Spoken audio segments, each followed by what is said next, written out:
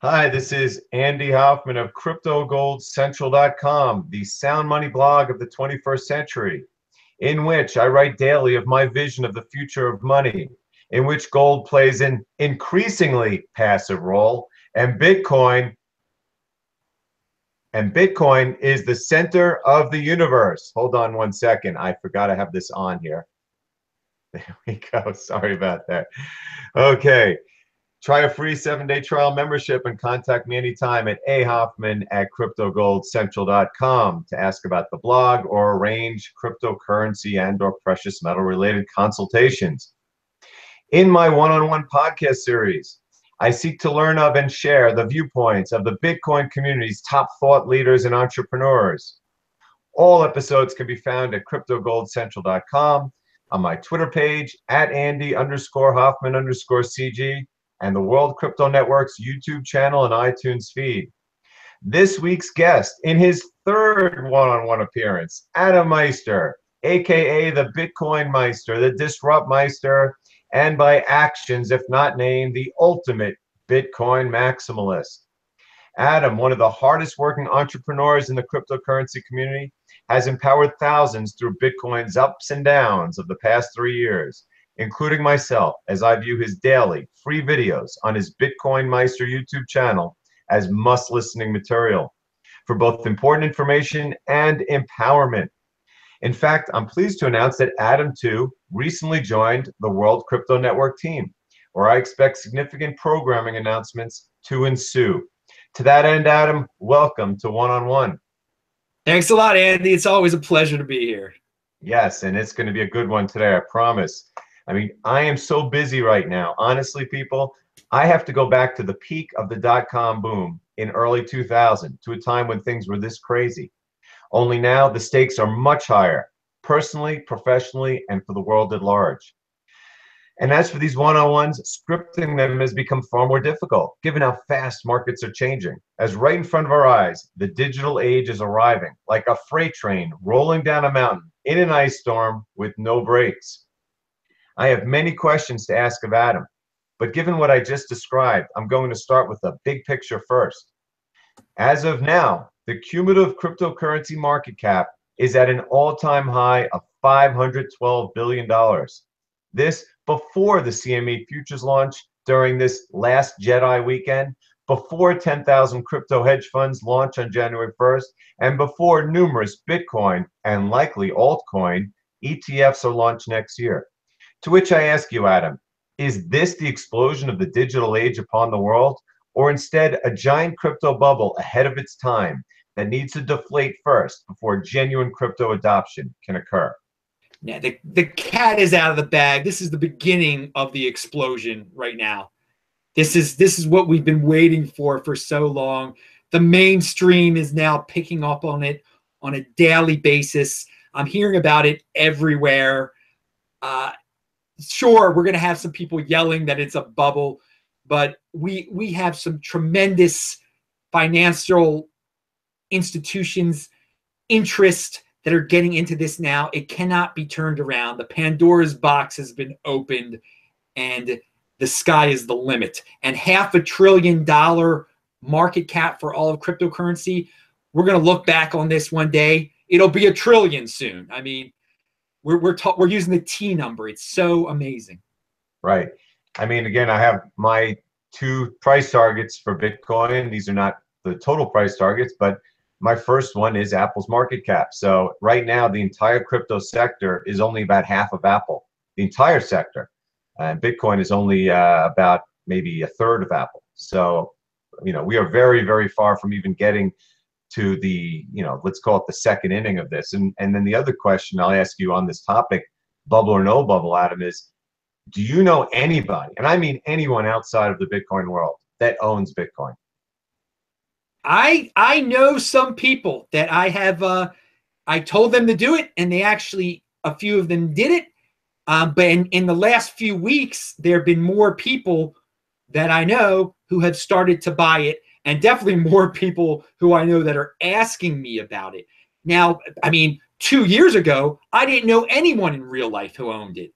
So a lot has changed, but a lot has changed in the last month. And I'm saying by the end of 2018, I'm going to know a lot more people who own Bitcoin. Right. Of course, I'm not talking about, you said these are people that you told about it, that you specifically, as Adam Meister, the Bitcoin Meister, were telling them about. I do not. In fact, the first person I could say, yes, I know one person, but they don't actually own it, because someone came up to me at soccer yesterday at lunch, and they are aware somehow of what I do. They don't really know the website, but they came up to me and said, hey, I made 70% of my money. I bought some Bitcoin at Coinbase at 10,000 and sold it for 17,000 like 2 days later. That's the first person I've come across who's mentioned that they own it. And of course, they owned it for only a few days and they don't own it on a Trezor. So I'll say one person at most is all that I know. And I know a lot of people.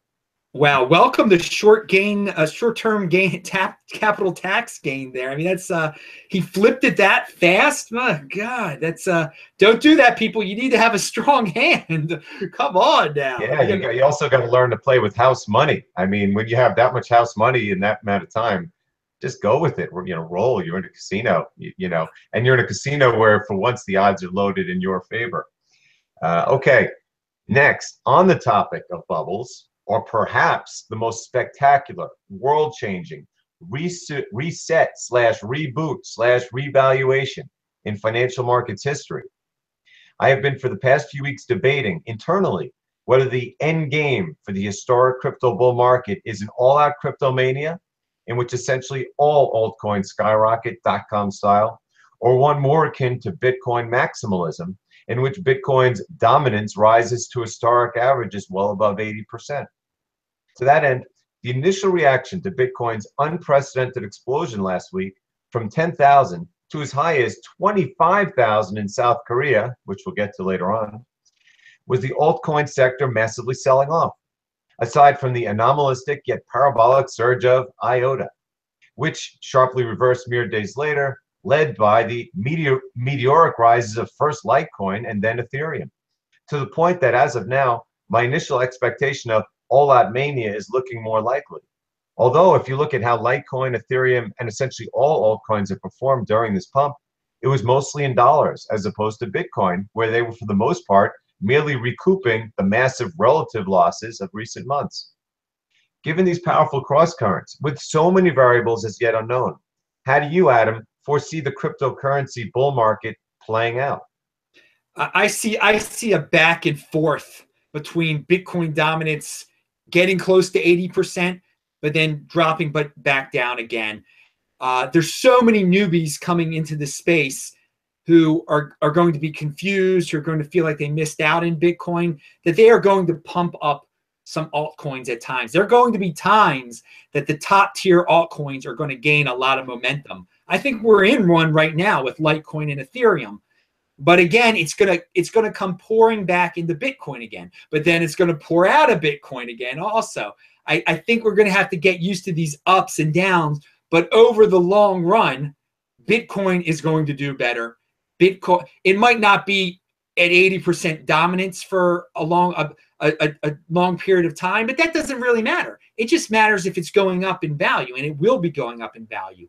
You're taking a risk by playing around with these altcoins, trying to guess, well, which one is in the short term going to gain on Bitcoin? Because in the short term, some of them will perform better than Bitcoin. There's no doubt about it.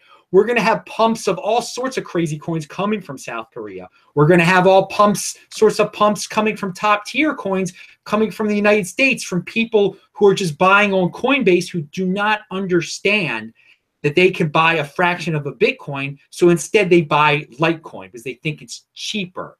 So I think we're going to see, altcoins benefiting a lot at times, but I also think sometimes they're not going to be benefiting very much. And there's going to be sometimes that Bitcoin dominance is going to get over 70%. I think that will happen, but I think it'll go back down again. It's all cyclical. I mean, it's a free market. We're going to have some of these altcoins are centralized.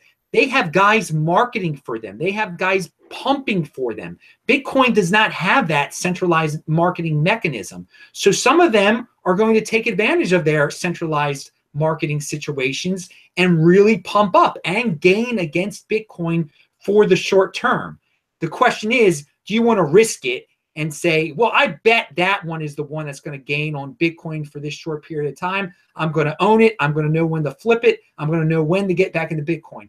For me, that's insane. Just hold on to your Bitcoin, because over the long run, I mean, it's all about the long run, Bitcoin will outperform them all. Right, and of course, paying taxes on those gains if you could get them. But there's so many things to bring up on this topic. What you're talking about, for instance, we have Wall Street is, and when I say Wall Street, I just mean institutional money around the world, not just New York banks. All the institutions, the family offices, corporations, governments, they're all coming in. So you're going to, plus you have futures markets, you're going to have ETFs, you're going to have all kinds of things. We're talking about trillions of dollars coming into this sector. And there's really still not a lot of things to invest in. And that's why it's literally, I mean, Roger Ver couldn't hurt Bcash if he tried, because there's just so few liquid assets out there, let alone ones that have the word Bitcoin in their name. And so you're going to see them all go up. Absolutely. I mean, for brief period last week, I thought, oh, maybe it's that Bitcoin maximalism. But then you go, who are we kidding here? There's only a handful of actual top tier coins that you can buy, that you can store, and all this money's coming in is going to pump them. But you're right. There's all these traders coming in back and forth, looking for stuff. I've done a lot of work in the last 2 days showing about, Litecoin and Ethereum, and a bunch of these are just catching up their ratios to where they have been. 1.5% for Litecoin, and Ethereum was at its low relative to Bitcoin of all time until this week. No matter, despite the price doing okay. So it's really just them playing games, the traders, with all that. But the one thing that people have to realize is with all this trading that's going back and forth, there's only one coin that's really being hoarded, and that's Bitcoin. No one's buying Ethereum right now saying, I'm going to hold it for the next 10 years. They're buying it because it's going up, and they're going to sell it at some point. You disagree with that? I agree with that. Value your wealth in Bitcoin. People don't value their wealth in Ethereum. They're trying to get more Bitcoin eventually through holding Ethereum. Same with Litecoin. People have to remember that too. Don't get fooled by seeing, oh, wow, Litecoin's at an all-time high in dollars. Well, at this point in the day, it's not an all-time high in terms of Bitcoin. So you're better off holding Bitcoin over the long run. Always value your wealth in Bitcoin. Yeah, and that Litecoin is the one unique situation it's different from all of the other coins, because it was definitely created to be silver to Bitcoin's gold. It was created with the same properties, the only difference being that it has 4 times the cap, but it is definitely a cap. It's got its halvings, it's got all that stuff, it's got the decentralization, all those things that Bitcoin has. The problem is it will never have the network effect. So it trades at 1 to 2% of Bitcoin. Can it get to 3, 4, 5% of Bitcoin over time? I mean, it's possible. I personally wouldn't bet on it, and I'm not betting on it. But the point is, when I look at the altcoin sector, Litecoin is the only one that I say to myself, that one's going to be around forever. That one will be around as long as Bitcoin is around. So no, you're not risking. Yes, you could lose money in the short term if you buy it at the wrong time, but you're not going to lose your money in the long term holding Litecoin. Whereas all the other ones, I have no idea what's going to happen to them. There's definitely the possibility that something terrible happens to Ethereum, or pretty much everything else that's on that list. Do you disagree, Adam? Are there any other coins that could make it forever? Well, this is an interesting question. The Litecoin is unique because it's not out there to take over Bitcoin. It was made to be the silver.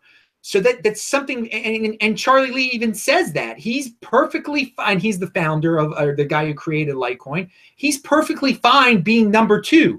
There's nothing wrong with being number 2 on Earth. So I want people to pay attention to that, because there are people out there that are saying, oh, Litecoin's going to take over for Bitcoin. Litecoin is the next. It's going to be number 1. If you hear someone say that, run away from that person, because they don't get it at all. That Litecoin isn't supposed to do that.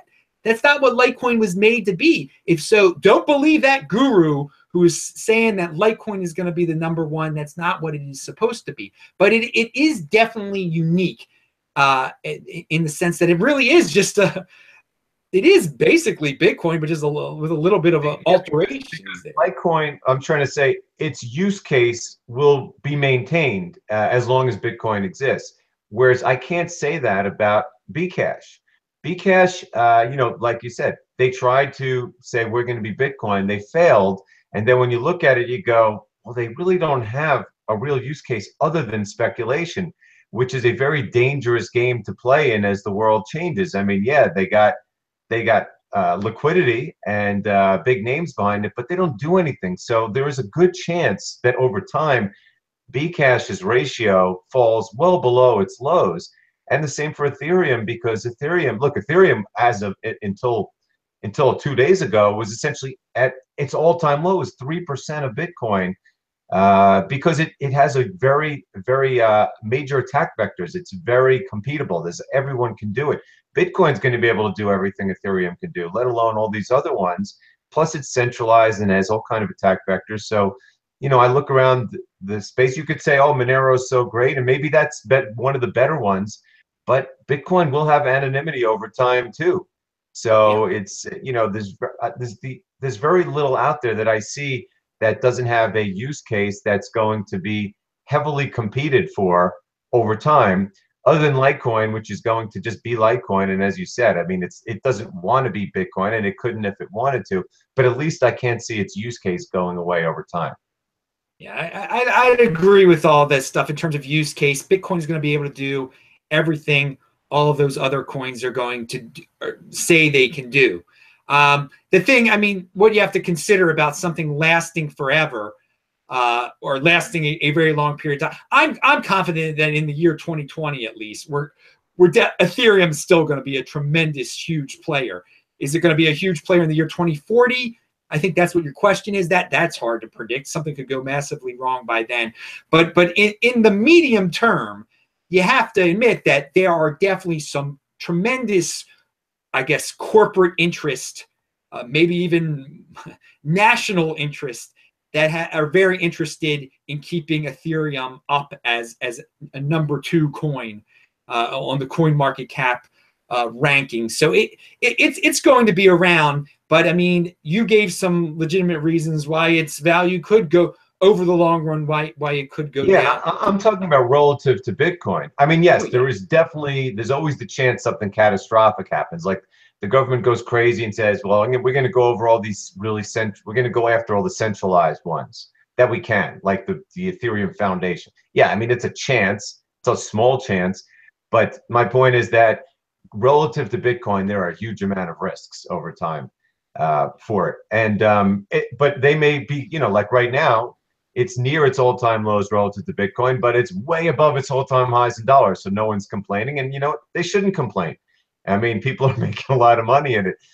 We're talking about, as you say, relative wealth, value your wealth in terms of Bitcoin, because over time, first of all, if you trade, you're going to have a lot of taxes to pay, and you're going to be on the radar screen. And second of all, the whole point is you want to think of this as your savings account that hopefully you never have to spend, and you could pass on to your heirs.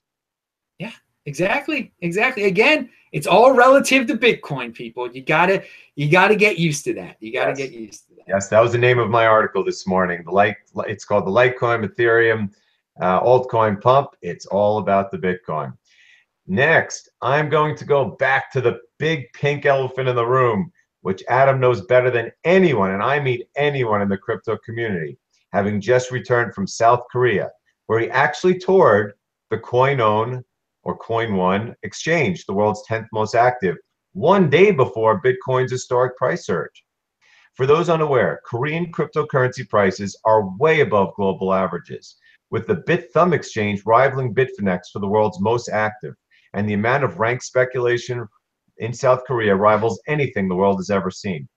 Adam, what do you attribute the Korean crypto mindset to be, and how is it affecting the global cryptocurrency markets? Well, they're gamblers. They all want to get into it. They're tired of the stock market there, and this is the latest thing. It's in the news. They have been day traders on the stock market for years. Both housewives and men, all sorts of people. You'd be shocked. Kids, 16-year-olds, everybody wants to get into this now because they think that the corporations control the stock market, that this is free. This is their shot to become rich. And they're willing to jump on any rumor out there. They're willing to buy any altcoin. They just see these altcoins as penny stocks. They don't care what they're about. And there are so many different ways for them to get into it now. There are many exchanges. There's one exchange that is what's that? Upbit. Upbit. It's affiliated with a Facebook type of company called Kakao Talk that's out there. So anyone that's on this Kakao can buy cryptocurrency. It's quite amazing. So the on-ramps are there. They're all trying to get on the on-ramps. I mean, literally, your mother, your brother, your father, and your sister, everyone over there is trying to get into it because to them, this is better than day trading stocks. They've heard all about it. And there's excitement. There is definitely excitement in the air over there. Well, tell me though, the second part of my question is, how is this going to affect the global community? Because to me, look, first of all, Koreans, they're near Japan, which is also a huge hotbed of Bitcoin. Obviously, China is, Hong Kong is where Bitfinex is, and that's just one part of the world. And there's cryptomania everywhere. There's just no way that this can't be arbitrage, meaning that the world can't start to think more like them, or vice versa. You can't just have this one little country of, 20 million people acting this crazed, but the rest of the world being completely more subdued. Like, something's got to give. What is going to change? Yeah, it is leaking into the rest of the world. They're the ones who are pumping some of these fifth tier altcoins. If they weren't doing that, then we wouldn't have some of these altcoin pumps that we've been experiencing. And that affects the global markets there in terms of the altcoin global markets. So it's seeping. The excitement is changing what's going on our side of things globally. I mean, we would not have some of these altcoin pumps. I mean, the IOTA thing was partially being fueled by people in South Korea who were just piling. People were asking me about IOTA. So many people. I'm like, where is this coming from? But in terms of that almost reminds me of the big Ripple pump like a year ago. What's going on with IOTA? Oh yeah, it's similar. I mean, because IOTA is like there's some major questions about it. It's kind of sketchy, but they don't care. They haven't even heard about the sketchy aspects of it.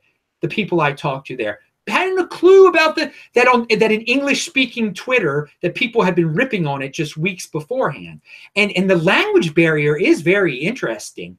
I mean, they don't know everything that we know, and then we don't understand everything that's going on over there. If you know Korean and you're a representative of an altcoin, you should go to their forums and start pumping it right now because your altcoin is going to do well. They pick up on any rumor in their altcoin forums. Well, it's funny. It's funny because my daughter's Chinese and she's taking Mandarin because we think it'll help her in the world to speak Mandarin, forgetting her nationality. But maybe it's learning Korean. That's the real language, especially now if you're not 6 years old, where you can actually make a big difference in the crypto community the fastest. So people out there, if you can learn Korean, I think what Adam's saying is that there is a huge market to address.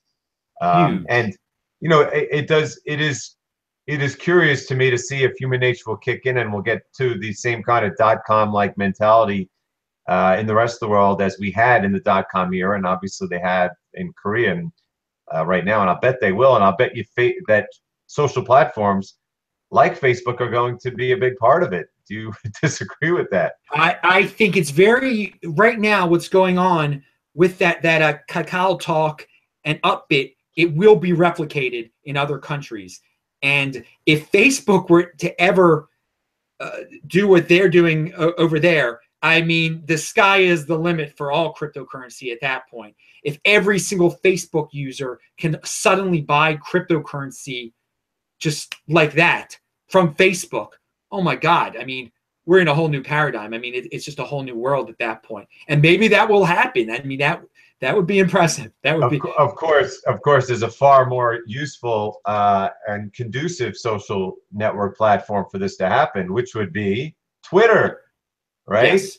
I mean, Twitter, it's so funny because when I was before this world, when I was in my precious metal world or just a previous life, I really thought Twitter was just a horrible thing, like kind of a blight because so many people just use it for bad things.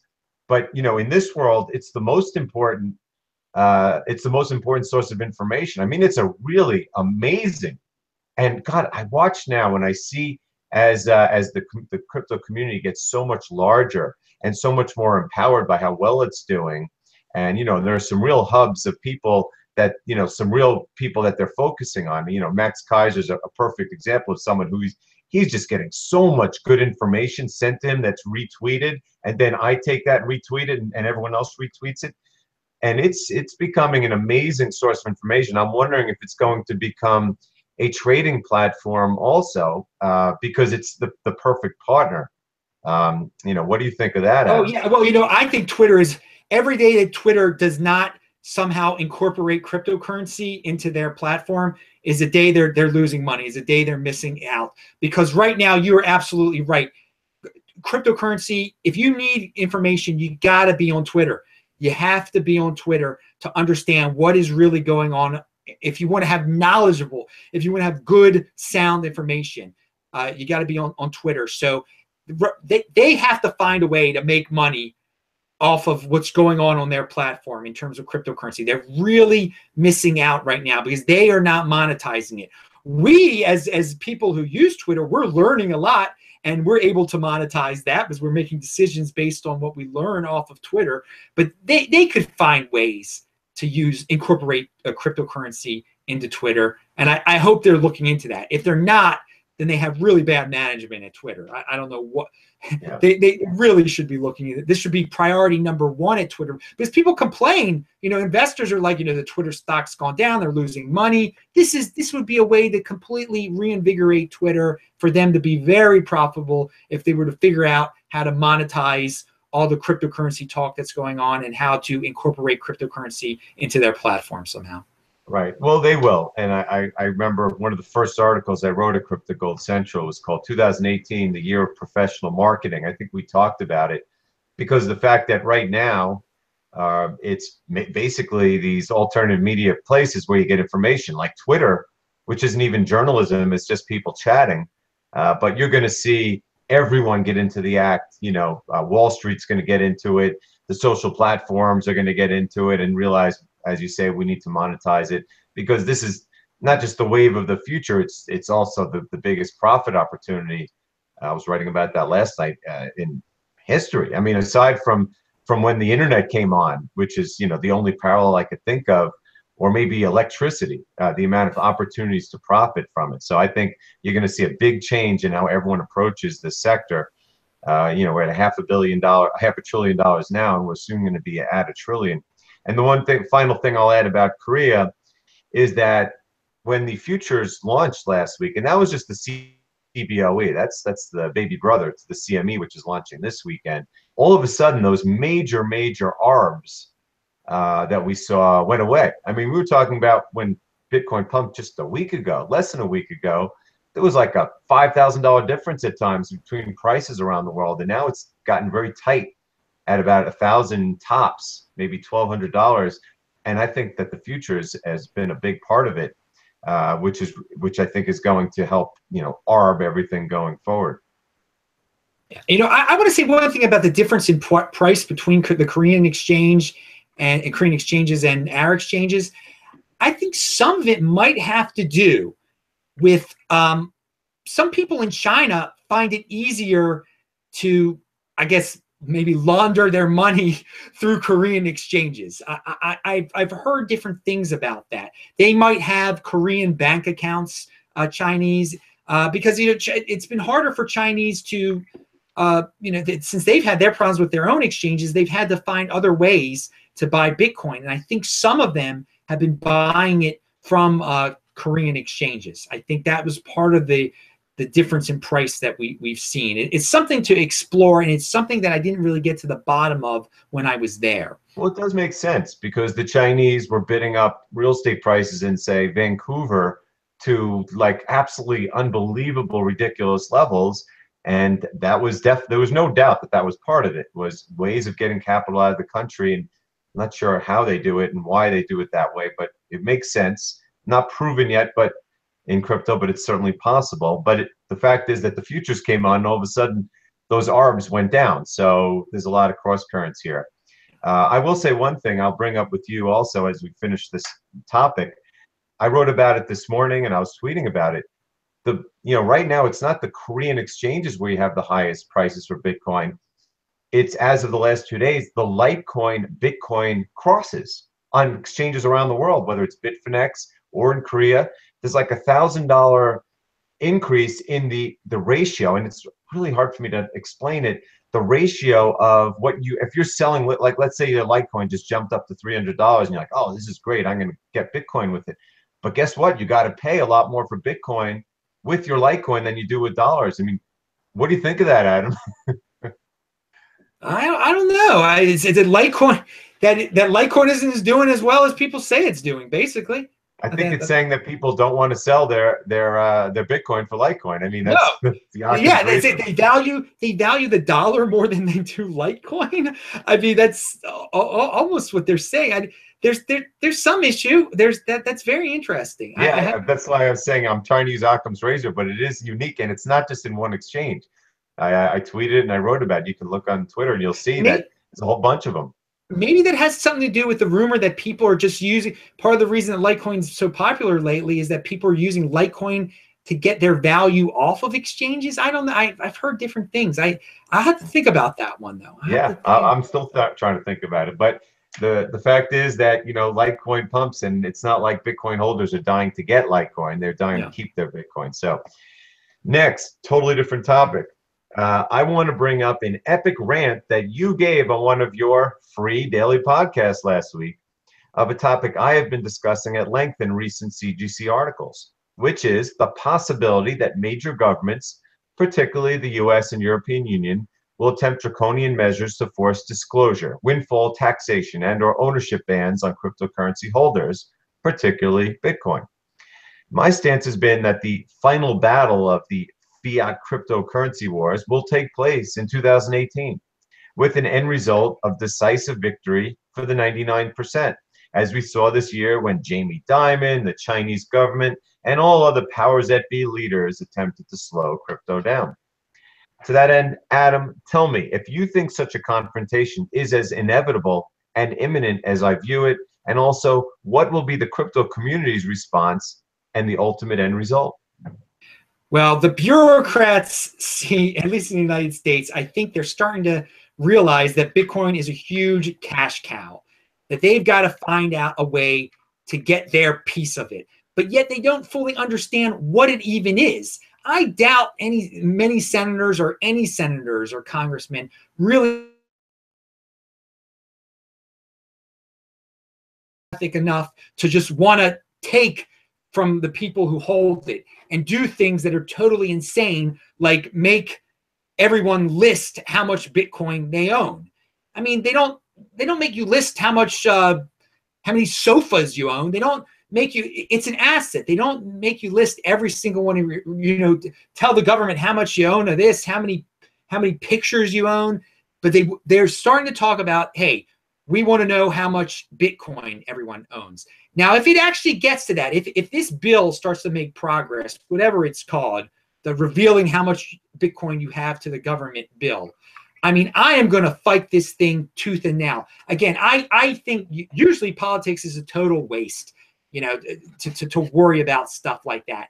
But if they were to actually pass such a draconian law where they would force people to tell how much Bitcoin they own, how much Bitcoin was on their trezor, so that the government could keep track of that, I would fight that thing tooth and nail. I think they would be in for a lot of fighting. A lot of people would passionately fight against this. And there are a lot of Bitcoin holders in this country and on this planet who would fund campaigns against people, against the senators who dared support this bill.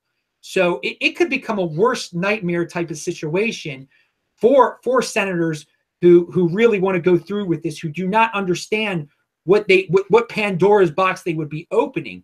And in the long run, the holders of Bitcoin, if they did it right, if they fought it the right way, they would win. The senators would back down, because to them it's all about money and power. And if their power base was threatened, if there was a threat that, hey, if you start playing around with telling people to reveal their Bitcoin, that you're going to lose your position, they would definitely back off.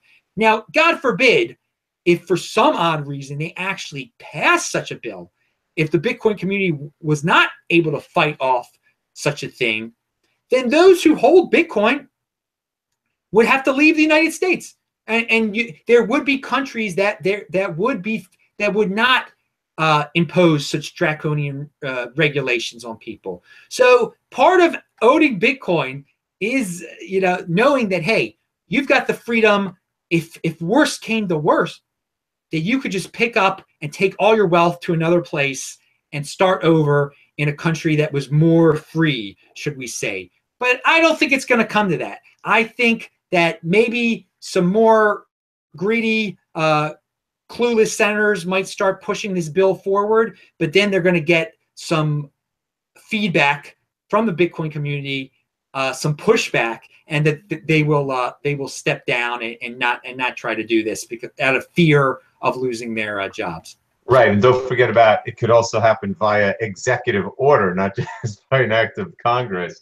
But again, I have several things to say on this. The first thing is, back in 2012, I wrote an article called "Priceless Precious Metals versus Worthless Dollars," and it was basically in my precious metal world. And again, this is back when gold was the king of sovereign money, or of real money.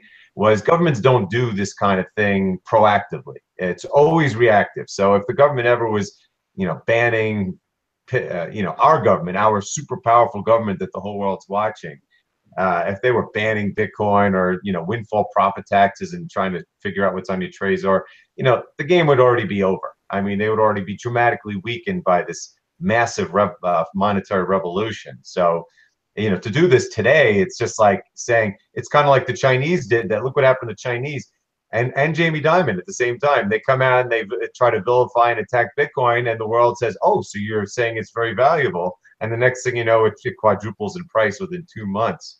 So they have to be very careful about doing those kind of things, because it sends a signal to the entire world. And there's 7.5 billion in the entire world that don't care. They're not American. They don't care what America has to say. They just know that if the American government is scared of Bitcoin, that they probably want to own it. Now, the other thing is, and I was talking about this with Edward Renegade Investor a couple weeks ago on our call, and I've been since writing about it. Look, I've been talking about how governments are buying Bitcoin now, and it's going to make or break governments. You were talking about it with, Gabriel from Venezuela. So there's going to be some very powerful people on the side of Bitcoin, not just the Bitcoin community like us, but big players now, and governments who want Bitcoin to go up. So the U.S. government is going to have to not just fight our petitions, but the same kind of lobbying, interests that have bought and paid for Congress are going to be buying and paying for keeping Bitcoin up. Because let's face it, the revolution is on our side. The revolution is going against the U.S. government. So they better be very, very careful what they say. And, as far as we were talking about before this call, I don't even really think the European Union is much of a threat, because they're not really a union. They all hate each other, and half of the countries in the European Union support Bitcoin, I'm sure. So it's really up to the U.S. government to say something. And man, it could backfire on them so freaking badly, so quickly, if they are careless about what they say. And I think that they should be very scared of what happens next. Now, a topic that cannot be avoided when the Bitcoin Meister is in the room, i.e. crypto dividends. As not only did he coin the term, but without peer, his show gives timelier and extremely valuable information about past, present, and future crypto dividends than all others combined. And people, I have made money because I listened to his show about crypto dividends, and you should too. On that note, Adam, please tell us the latest developments regarding the potential to split and sell B Diamond, as well as the most up-to-date information on Super BTC, Lightning BTC, B Platinum, B Cash Plus, and any other hard forks you find worth discussing. Well, there are a lot of names of these forks, friendly forks, crypto dividends, whatever you want to call them, floating around right now. And the bottom line to all of them is be patient.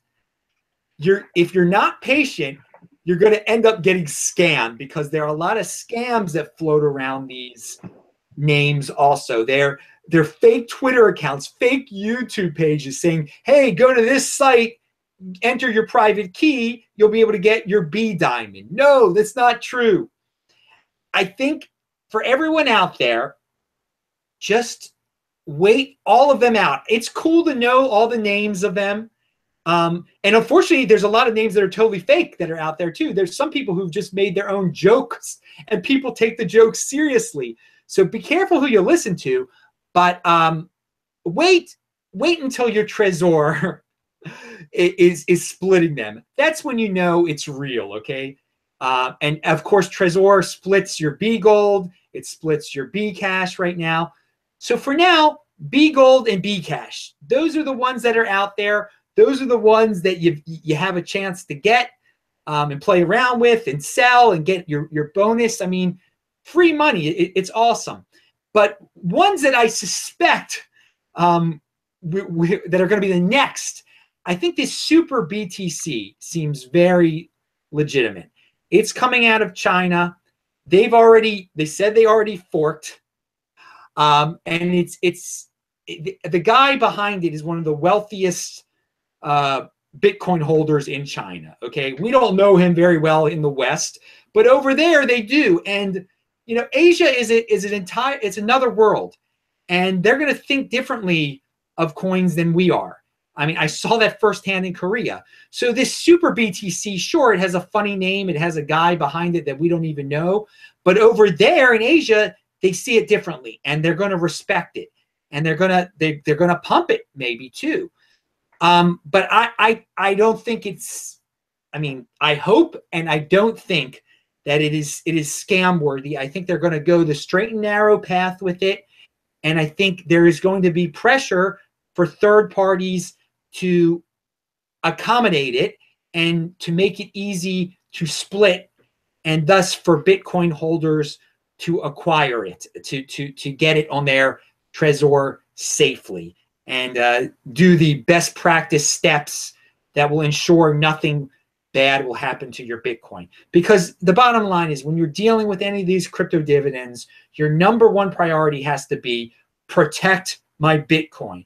If you do not feel like your Bitcoin is safe during the process, then do not participate in the process. Wait until you see everyone else do it, then you do it. I mean, there's probably still people that are worried about splitting their B Gold on their Trezor, and that's their right. They want to know someone personally who's done it, and then they'll do it, which is fine. There's nothing wrong with taking your time in cryptocurrency. Nothing wrong at all. It just do not rush this crypto dividend thing. So yeah, I think the Super BTC has definitely has some potential. And this Lightning BTC, I think that's another one. Now that has some potential. Not as much as the Super BTC though. That one's the one I'm more excited about. The B Diamond, that one is still sketchy. I'm following their Twitter account. I'm taking a wait and see approach. I'm not rushing into anything with that. Obviously, that one called a B Cash Plus. That one seems to be emanating from America. So, but that one is not supposed to be live until February the 1st. So we've got some waiting to do there. Maybe that'll be the first one that Trezor wants to deal with. I don't know. I don't know the logic behind what Trezor picks out. I mean, it's all about demand, I guess. So if the Super BTC seems to be making progress in China, in Asia, then I'll start tweeting out stuff, you know, maybe have a little Twitter campaign to say, hey, Trezor, wake up. When are you gonna deal with this? hey, we as the people, we can put pressure on these respected third parties to make it easier for us. So it's an entire process. We'll see how it goes. Those are some names for you. But again, the bottom line is, people, never give out your private key to anyone. And the number one priority with crypto dividends is protecting your Bitcoin. That's great. And I'm going to talk about these topics now simply because when I think about it, there's really, I mean, you're the only person I know who really talks about these issues in detail, about this, not just the safety, but about the different coins and how, how they look. And I have my own views. And keep in mind, people, that Adam and I, we both do consultations. In fact, I was probably Adam's first consultation. I actually told Adam you should do consultations because he helped me set up my Trezor. And we both do this because it's very, very scary to do it the first time. And people do have questions, and they have questions about splitting Bcash and BGold, which you can do very safely on the Trezor. You can sell them at exchanges that trade it. But everything else is difficult. And like you said, I have the same views about everything he's talking about. This B Diamond, it scares the heck out of me. It definitely forked. It definitely trades at about 0.02 or 0.03 Bitcoin, but only in Asia, only in exchanges that are not really big. And Trezor is like, they don't know what's going on. They don't even at B Diamond seem to really know what's going on about when they'll have code that you can split it with. So I just watch this, but I have a strong feeling that we're never going to see this one. I hope it's not the case. I hope it trades at 0.03 Bitcoin and we get to split it. But in the meantime, we just watch and wait. And then, you have this one B Platinum, which definitely forked, but it trades at almost nothing. And some people think it's a scam. I'm going to guess that's never going to happen either. And then you come to these two, Super Bitcoin and Lightning Bitcoin. Now they both trade on this Shizubi exchange, but the Lightning Bitcoin is so thinly traded that I almost don't believe that it's really 0.03 Bitcoin, and I don't even know when it's coming out. I can't find a GitHub for it, but Super Bitcoin definitely forked in the last 2 days, and it is definitely actively trading. Like, you can look at this YoBit exchange and you could see it actively trading at about 0.01 Bitcoin. And I agree with Adam completely. I think that this one is going to be something. I think it's going to get pumped big time. And I think that one day we're probably going to be able to split it at a really good valuation. So we watch and wait, and Bcash pluses in the future. But that's what Adam does. And that's what I'm doing now. We are watching and waiting. And of course, we don't do anything unless we see major wallets and exchanges doing it first, and we see that it's been done by a lot of people. And right now, Bcash and BGold are the only ones that meet that checklist. Now, lastly, I did want to add to that very quickly. Okay. So people, when you hear people saying, "Oh, there's so many of them out there," they're not. There are only two that have worked so far: Bcash and BGold. So let's take our time. The next one will be the third one. That's not that many out there. It is a unique opportunity for holders to get these things and then turn them into more Bitcoin. So if you said you missed out on Bitcoin, no, you didn't. You're going to be able to get some more free Bitcoin if it's a legitimate crypto dividend. Sorry, but I just want to add that. Well, no, it's perfect. I want to add to that because something that I've been saying for some time, and anyone with a sense of economics will realize, is that this hard fork, because some people have said that 2018 will be the year of the hard fork, but I disagree with that, because these things dilute themselves into oblivion, because it's gotten to the point where, for instance, Super Bitcoin had a lot of hype behind it, but when it forked, attention, and it's still trading at just 0.01 Bitcoin, and that's like a very high profile backed one, and then these other ones, and a lot of them are sketchy, and they're all coming out of Asia for the most part. And even Bcash Plus, okay, it's coming out of America, but that's not for several months. I think that you look at these and you kind of laugh and you go, but what's the use case? What, because you change, oh, this one has equal hash, and this one has two blocks, and so it's 4 blocks, and this one combines it with what's the Ethereum, the smart contract. Smart contract. Yeah, I mean, I think at some point it just becomes a joke, because honestly, they're making Bcash look good, because at least Bcash has like, it says it wants to do something. These other things are just like manipulating the variables so that they can go public, like, and pump and dump it. And so I don't think there's going to, I honestly don't think there's going to be many more of value that come out at all. I think the only one that I see of all of these that really has that potential is Super Bitcoin, because of who is behind it and because I can already see it actively trading, unlike all these other ones, which only really trade in very thin markets, which can be manipulated. So we'll see what happens. But 2018 is going to be an interesting year, which brings me to my last topic, which is I think the time is right to start making 2018 predictions. Given that, in my view, it will be the most impactful year in monetary history. And I'm not overstating that. So, Adam, given that highfalutin introduction of what could be, tell me what you think some of the top cryptocurrency stories of 2018 might be. More mainstream adoption of Bitcoin, more mainstream mention of Bitcoin. Just it'll be like it'll be like the internet. It'll be like the .com craze of 1999. I think maybe that's the way we'll look back on 2018. That we're going to be up to 1999 in terms of hype, in terms of usability, in terms of user experience. I'm a little disappointed in where Bitcoin is right now. It's still hard to use. It's still like 1994 in terms of the internet. Will it be easier to use in 2018?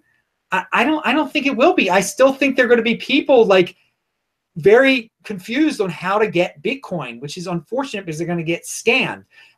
We take it for granted that it's just as simple as going to Coinbase. A lot of people don't understand that yet. And once they get it at Coinbase, they don't know how to move it off of Coinbase. The user experience is not very friendly with Bitcoin yet. So I don't think we're going to find. You go to blockchain.info, you go to any of the sites. You get all these numbers, these long Bitcoin addresses thrown. It's very intimidating to people. So I don't know if that's going to get fixed in 2018. I do think that everybody and their brother is going to want to get a piece of Bitcoin, though. So thus, we're going to see some price increases. We're going to see some price increases. We're going to see, this year, everyone was very impressed that South Korea came out of nowhere to become this huge cryptocurrency hub, this huge fire, underneath of Bitcoin. I think there are going to be other countries all over the world that we cannot predict right now that are going to become huge Bitcoin epicenters. We just heard in Bulgaria that they confiscated a lot of Bitcoin from some Bulgarian mobster. Well, maybe all of a sudden there's going to be huge growth of Bitcoin in Bulgaria. You never know. It's who knows what the next Korea is going to be. That's part of the excitement. But I predict there will be some unpredictable country is going to become just hugely affiliated with Bitcoin that we cannot even predict right now. So lots of positives. You're going to hear it about. There are going to be Bitcoin tickers on your local news or on the national news now. We already have that. Look at CNBC on any day. You'll see that. So it's starting. It's just a lot more of a mainstream mention of it. Being more TV shows. It's just you'll be happy that you own Bitcoin in 2017 and 2018. I'll put it to you that way. So you're gonna again think long term. 2020 is it's going to even be worth more then. But 2018 is clearly going to be a fun year in Bitcoin, in cryptocurrency. And yeah, there are going to be some altcoins. There are going to be some new flavors of the month. That are totally unpredictable now. Who knows? Monero might be number 3 by the end of the year. You never know with this stuff. It's fun. It's unpredictable. So yeah, we're going to hit 20,000 at some point, but that might be at this rate. It might be this year. But yeah. 20,000 in 2018. I'll be conservative. Yeah. Well, a lot of people and institutions and governments, again, I say governments will be made or broken by Bitcoin. And no better example than Bulgaria, which may accidentally become one of the wealthier nations in Europe after being a laughingstock for decades because they accidentally confiscated some coin that they were too lazy to sell. So yes, the world hierarchy is going to change. Not necessarily in 2018, although maybe it does for Bulgaria, but definitely over the next decade, and we'll see which countries made the smart decisions. I will but say also, this. yeah, go on. Oh, sorry. With that Bulgaria example, if they really, if they play their cards right and bailed, are no longer in debt, you better believe every country on earth then is going to try to be the next Bulgaria, and that'll be really bullish for Bitcoin. Really, absolutely, that's exactly what it is. Which countries and people make wise decisions. But again, I asked you all what's going to happen. You're going, well, it's not really user friendly, but you're talking more about the investment side. So, I mean, that's obviously the big part now. But I guess your thought is more that investment is still the dominant the theme. And yes, it is still really, really hard to invest. I mean, that's my job at Crypto Gold Central. I feel like the blog has become secondary to helping people try to buy Bitcoin and store it. It's so hard to do. There's so few on-ramps. The on-ramps are very difficult. I have people that have paper wallets. The paper wallets are an absolute nightmare to download into storage devices. I mean, it's really remarkable how hard it is to A, acquire Bitcoin, let alone in size, and B, actually be able to just store it.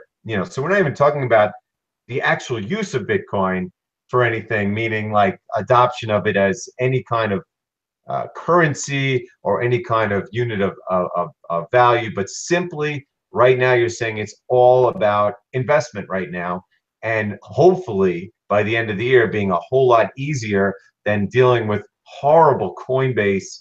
And Coinbase is one of the better ones out there. I mean, is that kind of the way you're looking at it? Well, I'm looking forward to seeing this BitFlyer thing. I think there'll be some more competition, but not enough. I think it's still at the end of 2018, Bitcoin is still going to be hard to get into, but I think it'll be easier than now, but it's still going to be hard, and it's still going to be very confusing, especially because we're going to have such a flood of newbies coming in. But we didn't talk about the BitFlyer at all. That's a company from Japan who's opening an exchange in the United States. I think they might get their act together by the end of the year, and right. that'll be good. They just started, so it's brand new. But again, you talk about how horrible, let's say, Coinbase is, or Kraken, the same thing. You go on Kraken, it's constantly down.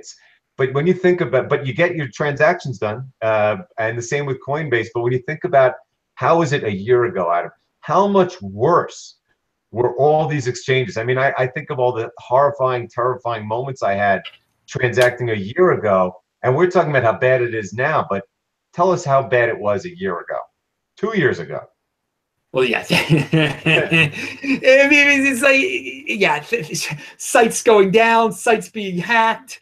It was. The software didn't even work on Coinbase. It literally didn't work correctly. You would do too many trades, or it didn't trade at all. That kind of stuff. Oh my God, yeah. But the thing is, there were fewer people complaining then too.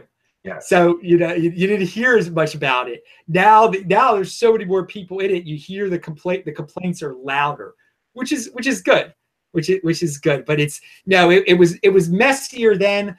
But to tell you the truth, again, to send a Bitcoin to someone or a fraction of a Bitcoin to someone, the user interfaces still are not easy. It's still not friendly.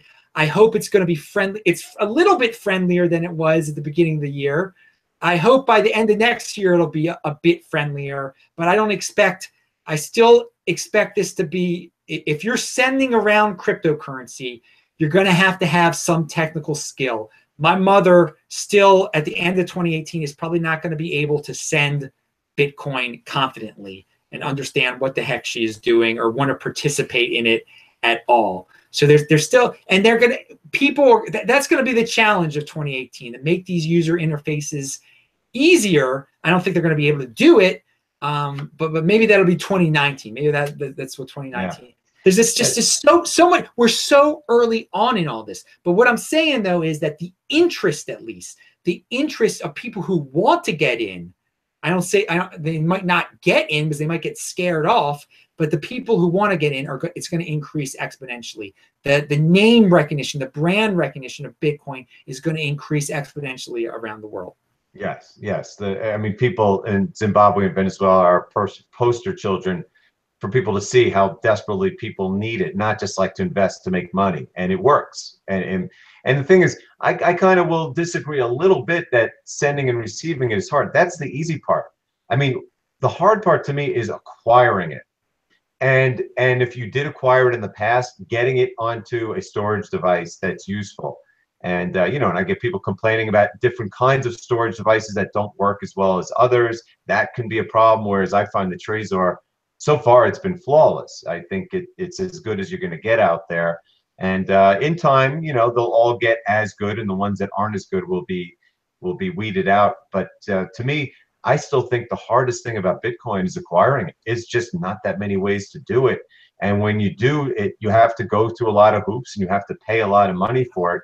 But once you get to that point, it's kind of like, you know, you're taking a long trip on an airplane with a storm, and you get through that and the whole travel experience is miserable.